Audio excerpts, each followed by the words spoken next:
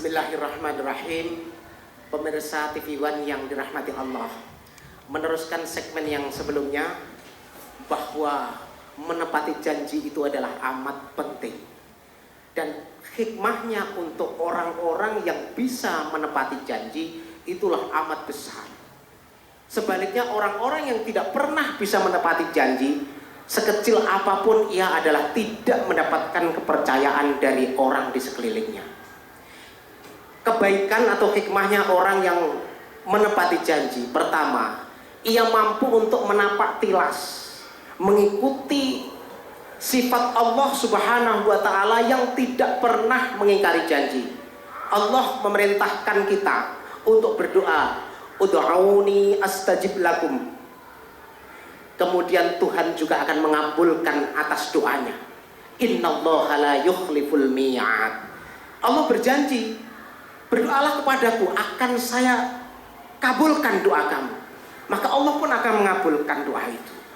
Doa itu akan dikabulkan hari ini, besok, atau yang akan datang, atau akan dikabulkan ketika kita sudah lupa. Dikabulkan doanya ketika anak cucunya sudah gede. Atau bahkan kalau tidak dikabulkan di dunia, akan dikabulkan di akhirat dengan janji Allah, orang itu telah beribadah dan akan dikasih pahala. Maka Allah tidak pernah ingkar janjinya. Begitu juga kita akan meneladani Rasulullah SAW. Rasulullah itu dikenal dengan sifat amanah. Orang-orang di semenanjung Timur Tengah atau Arab bisa memeluk agama Islam dengan tanpa ada paksaan, itu karena mengenal sosok Rasulullah adalah seseorang yang amat sederhana, keterbatasan dengan akhlaknya yang mulia, dan yang paling jujur adalah, paling tepat, paling penting adalah amanah. Rasulullah itu kalau janji pasti ditepati, tidak pernah tidak menepati janjinya. Ini dikenal karena amanahnya. Orang-orang musuhnya saja itu saking percaya kepada Rasulullah ikut masuk Islam, bukan teman-temannya atau sahabatnya, tidak.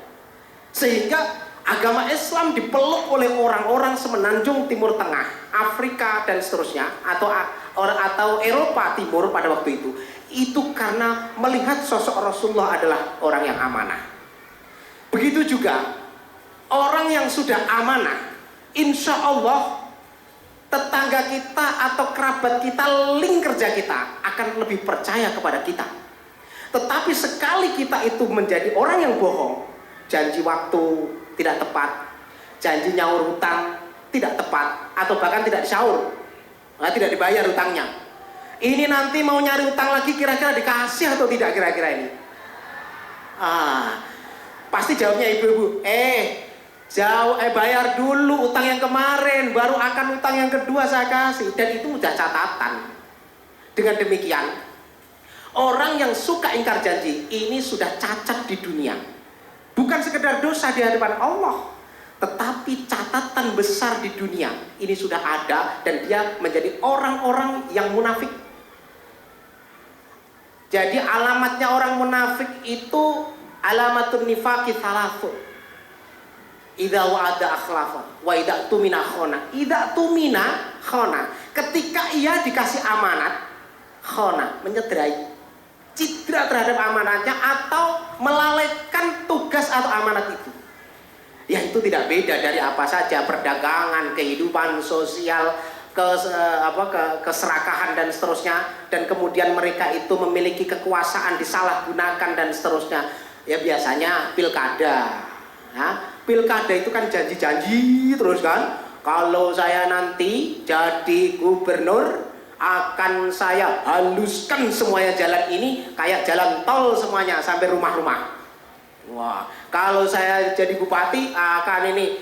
Terus mungkin ada yang santri agak Pak, janjinya jangan yang janji tok, pakai huruf kosam Pak, wallahi gitu. Wallahi saya akan, wah udah ini murokab ini, bener-bener janji, bukan sekedar janji kepada rakyat, tapi ada janji juga kepada Allah Subhanahu wa Ta'ala. Ikatannya berat. Kalau janji kepada Pak RT, Pak RW itu datang minta ampun, Pak, mohon maaf karena saya ternyata habis sekian M itu, sekian ember. Ternyata saya belum bisa memenuhi janji Pak, minta maaf. Kapan?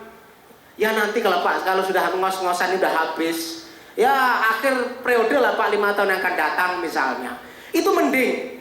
Tapi yang namanya pil-pil tadi, pilkada, pil itu kalau jadi lupa. Makanya istilahnya itu apa bedanya pil KB dengan pilkada?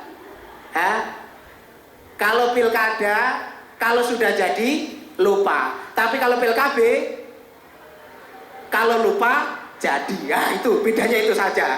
Jadi jangan panjang-panjang ngelamun ibu-ibu.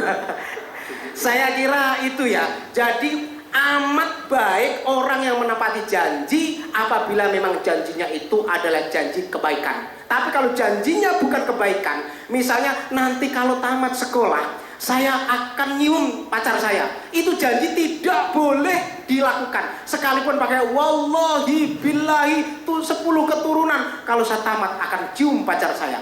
Ini wajib ditinggalkan, tidak boleh dilakukan. Dan dia tidak melanggar apabila dia itu tidak memenuhi. Jadi sampai di sini, insya Allah moga-moga di kesempatan yang akan datang kita bertemu kembali. Wal afu minkum, wassalamualaikum warahmatullahi wabarakatuh. Waalaikumsalam warahmatullahi wabarakatuh. Menarik sekali. Jadi pada intinya ketika kita ingin dipercaya oleh manusia, maka tepatilah janji. Itulah yang telah ditunjukkan oleh kekasih kita, junjungan kita Nabi besar Muhammad SAW. Karena janji adalah tiang dari sebuah kepercayaan. Itu yang nanti akan dibahas oleh guru kita Kiai Khalil Nafis pada segmentasi selanjutnya. Damai Indonesiaku. Teringatku